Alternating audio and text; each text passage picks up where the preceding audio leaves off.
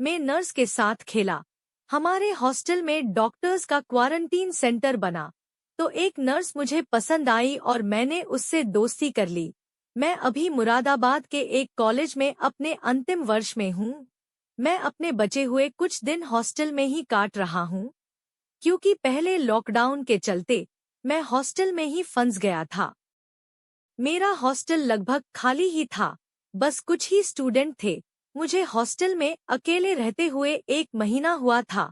कुछ दिनों तक तो मैंने बहुत बार सोचा कि घर चले जाना चाहिए, पर तभी कुछ ऐसा हुआ जिससे मेरा मन हॉस्टल में लग गया और मुझे घर की याद नहीं आई। हुआ ये कि कोरोना के केस बढ़ने के कारण हॉस्टल में बस हम सब मिलाकर केवल 40 लड़के थे। हमारे हॉस्टल के दूसरे, तीसरे और 7वें माले को डॉक्टरों के लिए क्वारंटाइन सेंटर बना दिया गया था। हमें बोला गया था कि अपने कमरों से ज्यादा निकलना बंद कर दो। हम बस खाना खाकर रात को टहलने और थोड़ी बहुत मस्ती करने निकलते थे, क्योंकि ऊपर के माले पर सुंदर सुंदर नर्स रुकी हुई थी और हम सभी लड़के नर्सों को देखने के लिए निकलते थे। ऐसे ही कुछ दिन मैं रात का खाना खाने के बाद टहलने निकलता और अकेले घूमने लगता। तभी मेरी नजर एक नर्स से जा टकराई। वो भी हर रात को उसी समय टहलने आती थी। मैंने सोचा कि चलो इससे बात की जाए।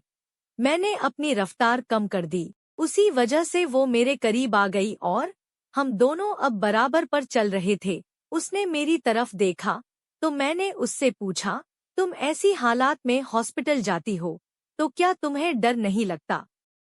उसने बताया, मैं अभी अभी ही यहाँ आई हूँ और जब तक मुझे वैक्सीन की पहले डोज नहीं लगती तब तक वो हॉस्पिटल नहीं जा सकती। हमारी इतनी ही बात हुई थी कि उसकी किसी फ्रेंड ने उसे आवाज लगा दी और वो चली गई। उसके जाने के बाद मुझे याद आया कि ना तो मैंने उससे उसका नाम पूछा और ना ही अपना नाम बताया। फिर मैं अपने कामों में व्यस्त हो गया, उसकी तरफ से किसी दूसरी लड़कियों की तरह मन हटा लिया। तब भी अब मेरे मन में एक बात आ चुकी थी कि उससे दूसरी बार मिलने का मौका मिलेगा तो उसका नाम पूछ लूंगा। फिर 1 हफ्ते तक हर रात मैं टहलने को जाता, पर वो नहीं दिखी। इस बीच मुझे उसका नाम मालूम चल गया था। उसका नाम प्रिया था। एक रात मैंने उसे ढूंढने की काफी कोशिश भी की, पर वो नहीं मिली तो मैं अपने रूम में जाकर सो गया। सुबह मैं सोकर उठा और नाश्ता करके अपने रूम में आकर काम करने लगा। काम करते हुए काफी देर हो गई और उसी वजह से मुझे नहाने के लिए थोड़ी देर हो गई। उस वक्त करीब 1 बज रहे होंगे। मैं नहाने के लिए कॉमन बाथरूम में जा रहा था। मैं हमेशा की तरह अपने सारे कपड़े उतार कर एक टॉवल कमर पर लपेटकर बाथरूम में आ गया।